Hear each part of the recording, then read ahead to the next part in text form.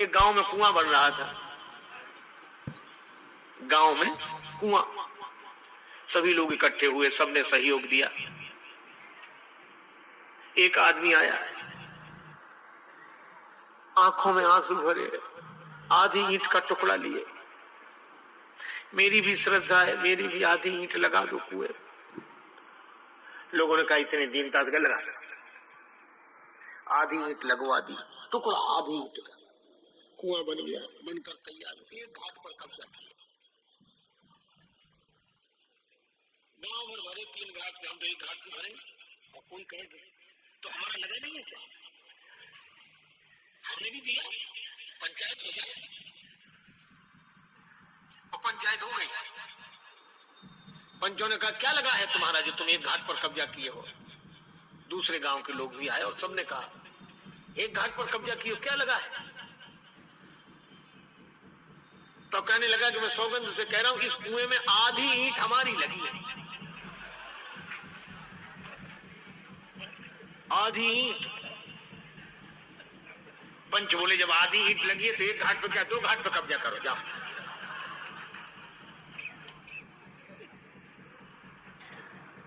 लक्ष्मण जी बोले ऐसे ही सुग्रीव जी करें मास दिवस,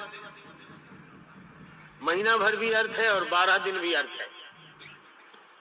राम जी ने कहा लक्ष्मण तुम शांत रहो, उस बेचारे की बात सुनने दो, तुम बीच बीच में ऐसे मत करो। हीरा था, एक हीरा किसी कपड़ा धोने वाले धोबी को मिल गया, बड़ा सा था। उसने कहा कुछ चमकदार पत्थर है, उसने गधे के गले में डाल दिया। वो रात को भी उजेला सा हो तो बोले बड़ा अच्छा, दिया नहीं जलाना पड़ता, वो चमकीला पत्थर ही समझता था। एक जौहरी ने देख लिया कि अरे ये तो हीरा है। उसने सोचा कि इसे ले लेना चाहिए। जौहरी बोला कि भाई ये क्या है? बोले पत्थर, हाँ बोले पत्थर तो है ही, कितने दे दो, कितने का बेचोगे? वो बोला बेचना क्या, फिर ही ले जाओ, मुफ्त ले जाओ। वो उसकी कीमत तो समझता नहीं था, लेकिन हमारे काम का है उजाला होता, तो पैसा ले लो कुछ। पुराने जमाने की बात, बड़ी मुश्किल 5 रुपए दिए, हीरा ले लिया। जौहरी बड़ा खुश हुआ, वो तो चला गया धोबी अपने गधे को लेकर। पर घटना क्या घटी कि हीरा जब जौहरी के हाथ में आया, जौहरी के हाथ में आया और आते ही टूट कर टुकड़े टुकड़े हो गया, छार छार हो गया। जौहरी ने कहा क्यों भाई हीरे गधे के गले में पड़े थे तब नहीं टूटे, जहां इतनी दुर्दशा थी, और जौहरी के हाथ में आते ही टूट गए। तो हीरे ने जो बात कही वो सचमुच हीरे जैसी ही बात है। हीरे ने कहा कि जब गधे के गले में रहे, जब गर्दभ के कंठ थे, रही न एकहु पीर, तब मुझे कोई शिकायत नहीं थी उनसे। क्यों? वो समझने वाला नहीं था, गधा क्या जाने हीरा क्या चीज है। लेकिन बोले शिकायत क्यों हुई? बोले शिकायत इसलिए हुई जब गर्दभ के कंठ थे, रही न कौनहु पीर, पर कद्र न जानी जौहरी, या के फटा शरीर। तुम तो परख करने वाले थे, तुमने 5 रुपए लगाए। और विडंबना यही है कि आज के जौहरी भी हीरों की कीमत पत्थर से भी कम लगाते हैं। तब हीरे को लगता है कि गधे का गला अच्छा था, कम से कम खाए को बड़े भाई, और आप जैसा आप विडंबना। इसीलिए भगवान श्री राम ने कहा कि न किसी की महिमा है, न किसी का कुछ समय की बात है, नहीं तो हीरा हीरा ही है। भगवान राम ने कहा कि मैं क्यों अभिमान करूं कि मैंने धनुष तोड़ दिया, मैंने छुआ, समय आ गया होगा उसका। लक्ष्मण जी बोले आपको ये कैसे पता लग गया कि धनुष टूटने का समय आ गया? तो कम से कम समय के ज्ञान का तो अभिमान होना चाहिए। राम जी बोले समय का ज्ञान भी हमें नहीं है। फिर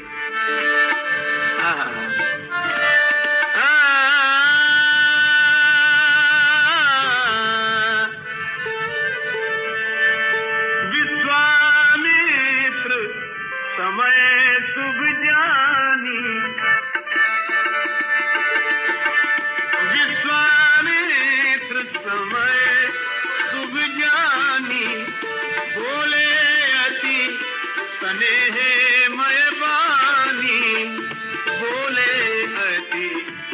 वाले है माए बानी।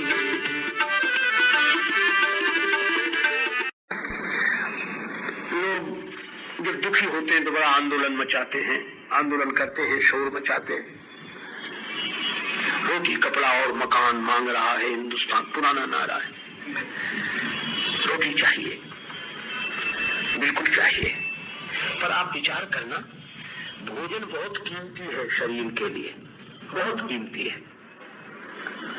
ये पेट बड़ा विचित्र है। शारीरिक संरचना में देखें तो पेट सबके आगे लगा हुआ है, पर विडंबना यह है कि यह लगा है आगे और पड़ा है पीछे। सबके आगे लगा है, पीछे पड़ा। भगवान शंकराचार्य कहते उधर निमित्तम बहुकृत वेशा, उधर ये पेट सबके पीछे पड़ा। अच्छा देखो, लोग कहते हैं मौत सबसे बड़ी है, मौत से बड़ा कोई नहीं। बिल्कुल ठीक कहते, कोई ऐसा नहीं जो मौत से बच जाए, मौत बहुत बड़ी है। पर कबीरदास जी कहते हैं कि एक मौत से भी बड़ा है। कहा वो है कौन? कहा कि देखो, मौत एक बार आती है, बार बार नहीं आती। एक महात्मा कहते थे कि डरना क्या, बार बार मरना नहीं है, एक बार बचना नहीं, और बार बार बचकर भी एक बार नहीं बचे। मौत बहुत बड़ी है, लेकिन मौत से भी बड़ा कौन? मौत बार बार नहीं आती, पर ये भूख ऐसी है। शाम को भोजन करे कोई, दोपहर को जिन्होंने किया होगा, उस समय का एक ऑर्डर, एक मतलब पीछे मत पड़ो, हम देखो बस ऐसे लगता है जैसे जिंदगी भर हम खाएंगे ही नहीं। 2-3 घंटे बाद ही शाम हुई, या भैया कुछ अब तो दो।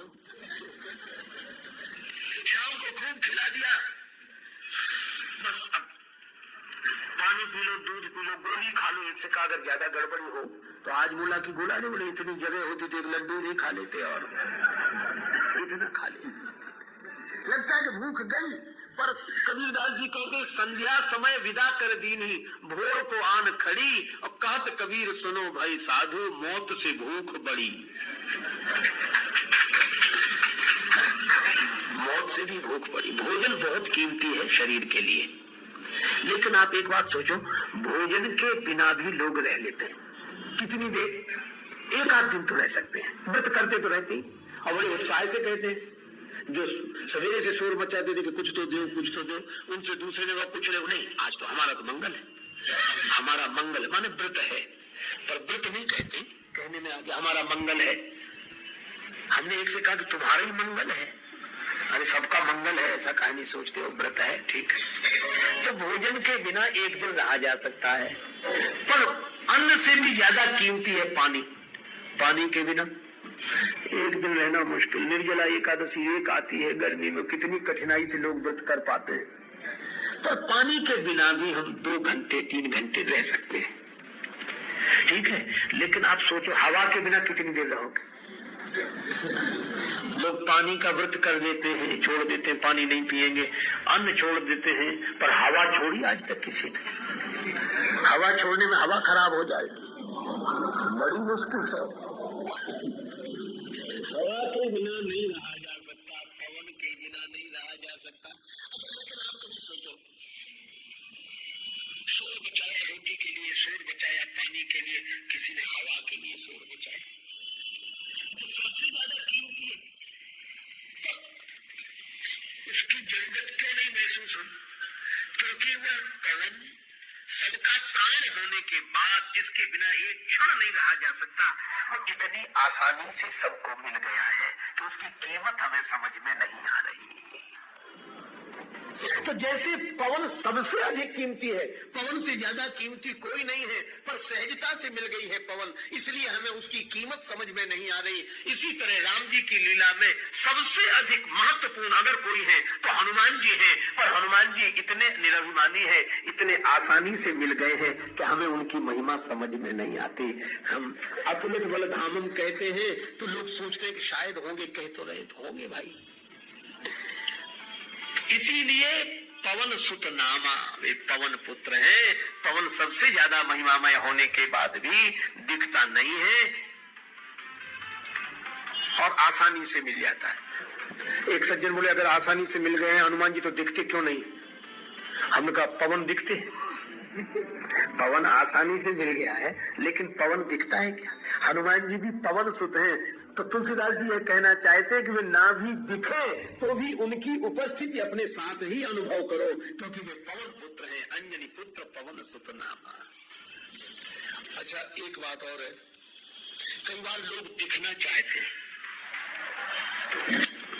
एक आदमी की आदत थी, जब भी मिलते तब यही कहते, अब तो ये हो गए, भगवान की कृपा है। और यही कहो कि भगवान की कृपा से ये सुखी है, पर ये नहीं कहते अब बहुत आराम से है। समय समय की बात होती। एक बार बड़ी खराब तो थी ना, जब हम आए थे, हमने किया था, मतलब हमने जो दिया था तो हम भी दिखते रहे कि हमने किया था। बोलो, अगर देने वाला खड़ा ही रहे छाती पर, कहेगा हमने दिया, और हम तो आप परेशान हो जाएंगे, किसी तो न देता तो अच्छा था, परेशान कर दिया इसने। पर अभिमानी आदमी अपने को दिखाना चाहता है कि हमारे कारण, लेकिन हम पवन ऐसा है कि ये पवन देव सबके प्राण बनकर रहते हैं, पर किसी को नहीं दिखते, ताकि कोई यह न समझे, हमारे एहसान को न समझकर कहीं हमारे अभिमान को न समझ ले और अपने को उस एहसान से दबा हुआ न माने। इसलिए पवन दिखते ही नहीं है, और हनुमान जी भी छुप कर रहते हैं, दिखते ही नहीं है, झुक कर रहते हैं। और इसीलिए इनकी सबसे बड़ी विशेषता, अंजनी पुत्र पवन सुत नामा, अंजनी पुत्र पवन। एक बात और,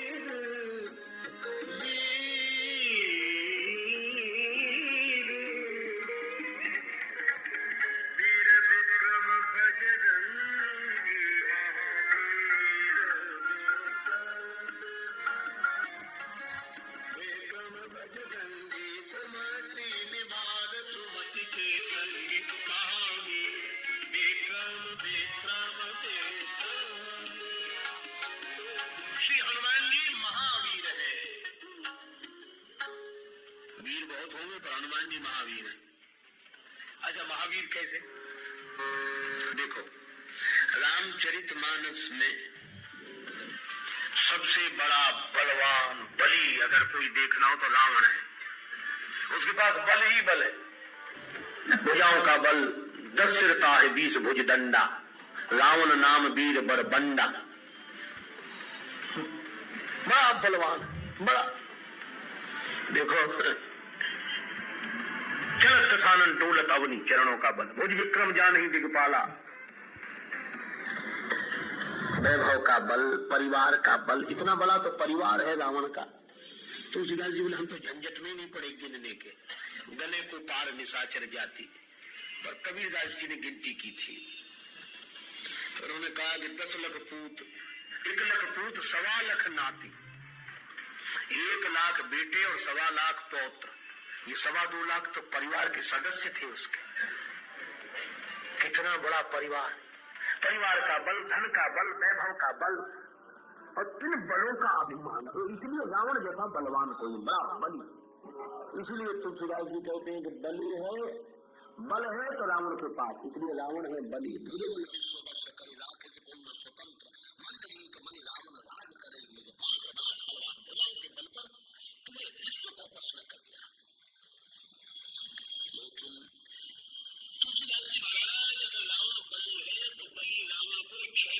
अपने बगल में जो दबाएगा उस पानी को क्या कहोगे? बाली महा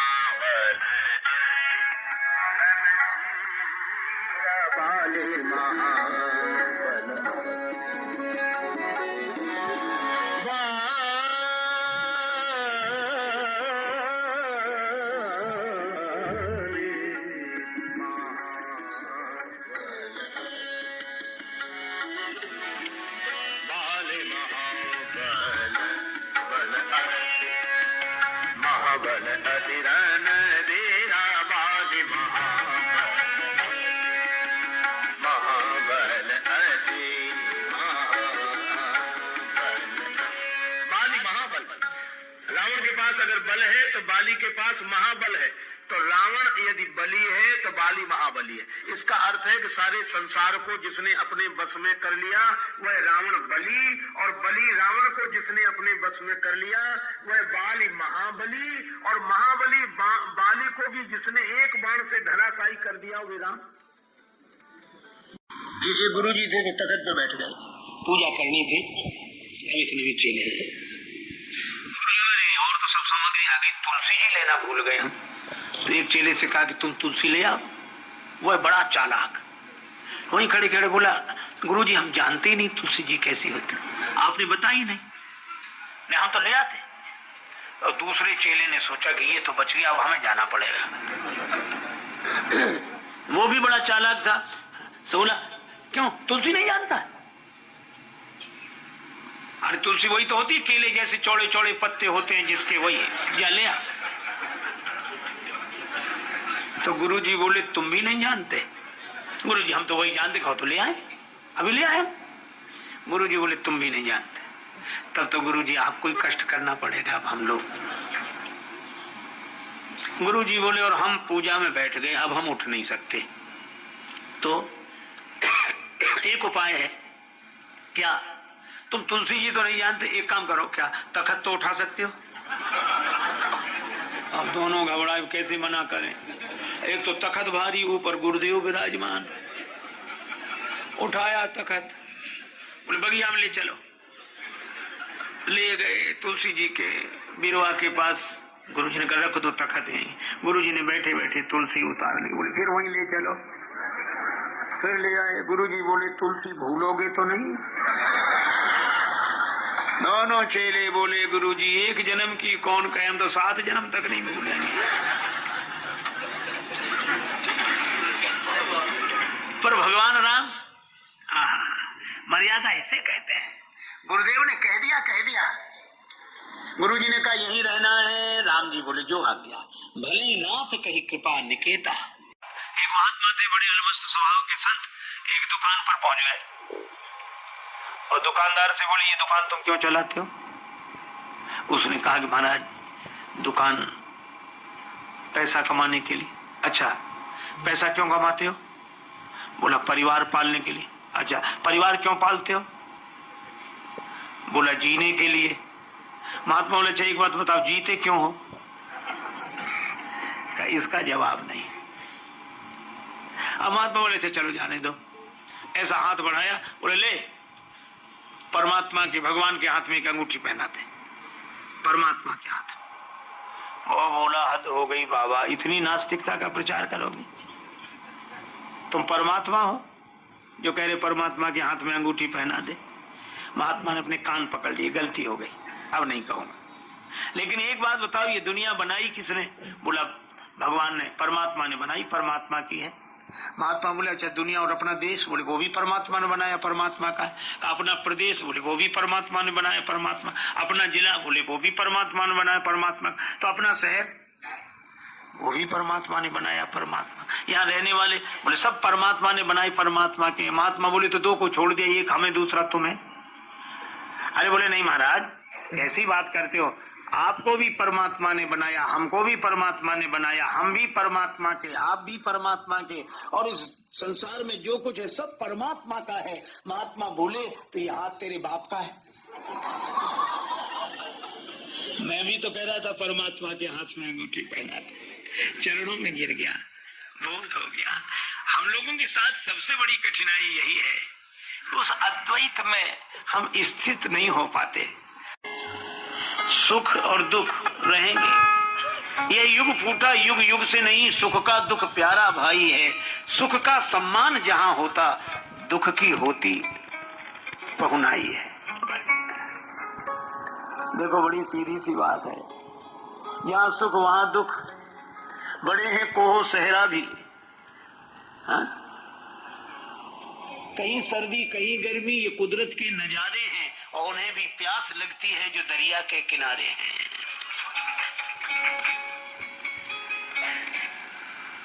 हर जगह रात, हर जगह दिन, हर जगह दुख, हर जगह सुख।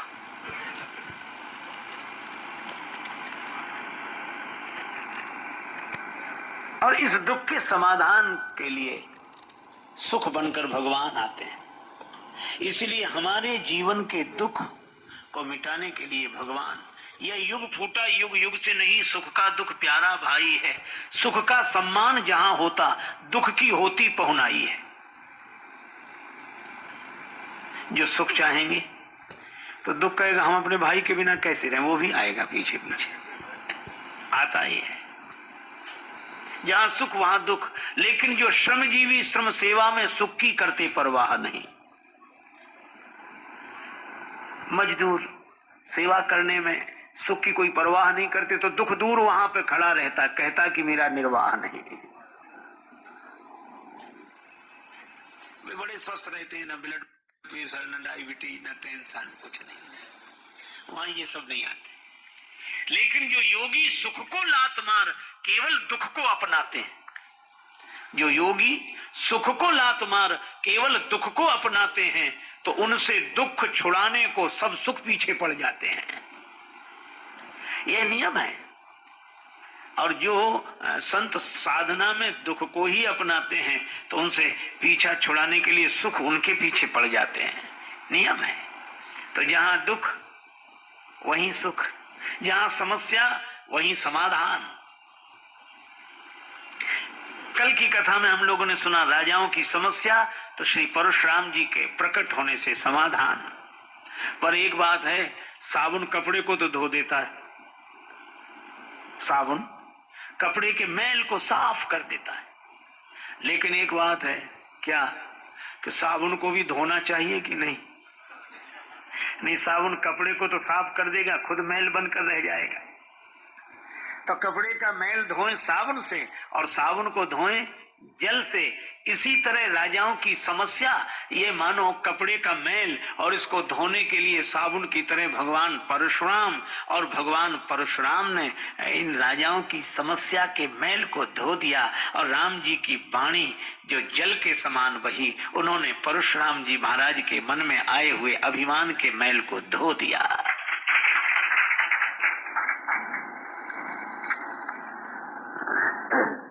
परशुराम जी विदा हुए। महाराज जनक से वंदनीय श्री विश्वामित्र जी ने कहा, सतानंद जी ने भी अनुमोदन किया कि यद्यप तुम्हारी प्रतिज्ञा टूटत ही धनु भयउ विवाहु, वो हो गई पूरी, लेकिन जनकपुर से दूत अयोध्या भेजो। के अतिरिक्त अन्य किसी से सुख की आशा। प्यार करो पर प्यार न मांगो, प्यार करो पर प्यार न मांगो, गैरों से क्या अपनों से भी सपनों का संसार न मांगो। प्यार करो पर प्यार न मांगो। तुम्हें दिखाई देती है जो बसी हुई बस्ती यारों की, धोखे में मत आ जाना, ये दुनिया है दुकानदारों की। व्यवसायी से निश्चल मन का प्रेम भरा व्यवहार न मांगो। प्यार करो पर प्यार न मांगो। देखो, सोचो तनिक, कामना अपनी जीवन में दुख सुख भरती है, नहीं दूसरा दोषी कोई आशा ही निराश करती है। मुक्ति का उपाय सोचो, कुछ भक्ति का भंडार न मांगो। प्यार करो पर प्यार न मांगो। जिसने जगत बनाया जग में उसकी ही इच्छा चलती है, बात कभी की अलग हमेशा दिल की दाल नहीं गलती है। क्षण भंगुर विषयों से सुख का स्थायी आधार न मांगो। प्यार करो पर प्यार न मांगो। जग को हरि का रूप समझकर मन में भाव भक्ति का भर दो। हरि की सत्ता सिंधु सरित सा अपना अहम विसर्जित कर दो। छूट जाएगा रोना, अपने होने का अधिकार न मांगो। प्यार करो पर प्यार न मांगो। देखो फलदायी वृक्षों को कितने नम्र रहा करते हैं, फल वाले होकर पत्थर का कठिन प्रहार सहा करते हैं। सीखो यह स्नेह दे करके बदले में सत्कार न मांगो। प्यार करो पर प्यार न मांगो। है अनेक में एक यही तो मिलता है उपदेश यहाँ। सभी राम का रूप है पगले, रंक और राजेश कहाँ। इसी दृष्टि से सृष्टि बदल दो, रिपु का भी प्रतिकार न मांगो। प्यार करो पर प्यार न मांगो। जीवन ऐसा आशा ना हो, अगर आशा रखनी ही पड़े, क्योंकि आशा के बिना कैसे, आशा। तो हमारे महात्माओं ने कहा कि अगर आशा रखनी हो तो आशा एक राम जी से, दूजी आशा छोड़ गए। ये ताड़का है दुराशा, और भगवान ने एक ही बाण से मारा, और ये दुराशा एक ही बाण से मरती है। और वो एक ही बाण क्या है? आशा एक राम जी की, दूजी आशा छोड़ दे। भगवान का भरोसा। और जब दुराशा मिट गई, जब कोई आसरा न रहा, सहारा न रहा, तब ऋषि निज नाथ जिए चीन्ही, भगवान को पहचान गए कि यही मेरे आराध्य है, यही मेरे सर्वस्व है। अब इन्हीं को सब कुछ सौंप देते हैं, निश्चय कर लिया। तब विद्या निधि को विद्या दीन्ही, विद्या निधि भगवान को विद्या दी। अर्थात समुद्र में नदी मिल गई, समुद्र में तो जल की कमी है ही नहीं, नदी ने भी जल भर दिया। अब अपनी बुद्धि से कोई विचार नहीं करना, अब तो सौंप दिया, विद्या दी। और एक अद्भुत बात, आयुध सर्व समर्पित है, सारे शस्त्र सौंपे। अब शस्त्र चलते हैं हाथ से, और बुद्धि में उठते हैं विचार। तो विचार शक्ति, कर्म शक्ति दोनों ईश्वर के प्रति समर्पित हो गई। और जब दोनों समर्पित हो गई तो भगवान ने कहा, प्रात कहा मुनि सन रघुराई, सवेरे कहा निर्भय यज्ञ करो तुम जाई, अब तुम निश्चिंत होकर यज्ञ करो। और मुझे लगता है कि जब कोई भगवान के आश्रित हो जाए और भगवान रक्षा का आश्वासन दे, वही जीवन में प्रातः काल की बेला है, सूर्योदय हुआ है, सवेरा हुआ है। अब भगवान कहते निश्चिंत होकर यज्ञ करो, और आप रहे मख की रखवारी। देखो, एक आदमी गया बाजार, बरसात के दिन, पत्नी ने कहा कुछ खरीद लाना। पति ने सोचा क्या खरीदे, का छाता ले आएंगे। पत्नी बोली बाजार में बहुत ठग लोग बैठे, ठग मत जाना। तो उसने कहा कि नहीं ठगे, इसका उपाय क्या है? का इसका उपाय यही है कि दुकानदार उसकी कीमत जितनी बताए तुम आधी बोलना, तो सौदा पट जाएगा। अब वो घर से ही सीख कर गया। पूछा भैया ये छाता कितने का दिया? तो उसने कहा 20 रुपए का, पुराना जमाना। उसने कहा 20 रुपए का, तो वो तो घर से पढ़कर आया था। कहने लगा हम तो 10 रुपए से ज्यादा नहीं देंगे। दुकानदार ने समझा कि बड़ा जानकार है ये। बोला अब तुमसे मुनाफा क्या लेना, 16 रुपए में ले जाओ। 16 रुपए में? तो बोला हम तो 8 रुपए देंगे। अरे अब कौन तुमसे, 12 रुपए दो, 12 रुपए में ले जाओ। बोला हम 6 रुपए से ज्यादा नहीं दे सकते। अब वो जितना बताए उसके आधा कर दे। तो उसने खींच कर कहा कि 10 रुपए में लेना है, तुम्ही ने कहा था लेना 10 रुपए में। बोला हम 5 रुपए से ज्यादा नहीं देंगे। उसने कहा 8 में ले जाओ, का 4 रुपए देंगे हम। तो खींच कर वो बोला कि मुफ्त क्यों नहीं ले जाते? 16 तब 2 ले जाऊंगा। अब आप ये देखो, किसी एक भाव में टिकता ही नहीं था। तो किसी एक भाव में टिके उसे छाते की छाया नहीं मिल सकी। किसी एक भाव में बिना टिके उसे छाते की छाया नहीं मिल सकी। इसी तरह बिना भाव में टिके भगवान की कृपा की छत्र छाया कैसे मिल जाएगी? इसलिए भाव बिना बाजार में वस्तु मिले नहीं मोल, तो भाव बिना हरि क्यों मिले? इसलिए भाव सहित हरि बोल। द्रौपदी जी की भगवान श्री कृष्ण ने रक्षा की। बाद में द्रौपदी जी ने कहा कि कन्हैया आने में बड़ी देर कर दी। भगवान ने कहा कि मेरे द्वारा थोड़ा हुआ, तुम्हारे द्वारा हुआ। कैसे? बोले मैं तो यही था, पर तुमने यहां से बुलाया ही नहीं। तुमने तो कहा रक्षा करो कृष्ण करुणामय, और कहां से बुलाया? का दुख हरो द्वारिका नाथ शरण में तेरी। हे द्वारिकाधीश भगवान मेरी रक्षा करो। तो भगवान बोले मुझे यहाँ से द्वारिका जाना पड़ा और द्वारिका से आना पड़ा, इसलिए देर लगी, मैं तो यही था। तो भगवान को भाव के साथ स्वीकार करें। विश्वामित्र जी ने स्वीकार किया कि मेरे नाथ रघुनाथ जी, और रघुनाथ जी को पाकर निश्चिंत हो गए। यज्ञ रक्षा हुई। भगवान राम ने कहा गुरुदेव अब मुझे वापिस भेज दे, आपके यज्ञ की रक्षा हो गई, राक्षसों का वध हो गया। विश्वामित्र जी बोले अभी नहीं। क्यों? अभी एक यज्ञ और बाकी है, और कोई भी यज्ञ तुम्हारे बिना नहीं हो सकता है। तो गुरुजी अब कौन सा यज्ञ बाकी है? आपके यज्ञ की तो रक्षा हुई। विश्वामित्र जी बोले अभी धनुष यज्ञ सुनि रघुकुल नाथा, हरसि चले मुनिवर के साथ। रेलगाड़ी में बैठा तो अपने साथ जो उसकी गठरी थी, पोटरी, वो सिर पर रख ली। किसी ने कहा भले आदमी रेलगाड़ी में बैठे हो, गठरी सिर पे काहे को रखे हो? कहने लगा पूरा वजन रेलगाड़ी पर नहीं, कुछ तो अपने सिर पे भी होना चाहिए। अब इससे ये पूछो गठरी सिर पे रख ली तो क्या रेलगाड़ी पे नहीं है? उसने सिरदर्द पैदा कर लिया। गठरी सिर पर रखेगा तो सिरदर्द तो हो गई, यद्यप वजन रेलगाड़ी पे ही है। इसी तरह भगवत शरणागति होने पर कुछ लोग अभिमान के कारण अपने प्रपंचों की गठरी अपने सिर पर रख लेते हैं।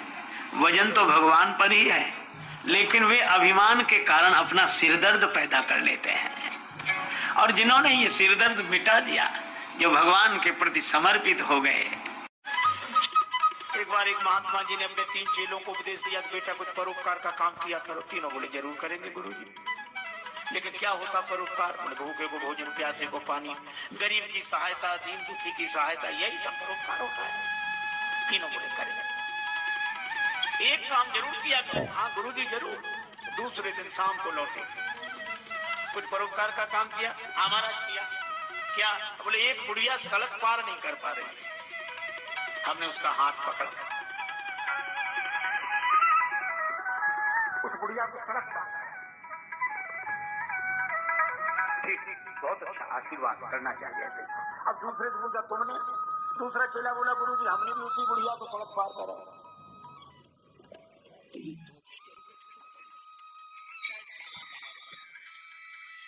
लेकिन आश्चर्य तो हुआ जब तीसरे चेले से पूछा तुमने? तीसरा चेला बोला गुरुजी हमने भी उसी बुढ़िया को सड़क पार कराई।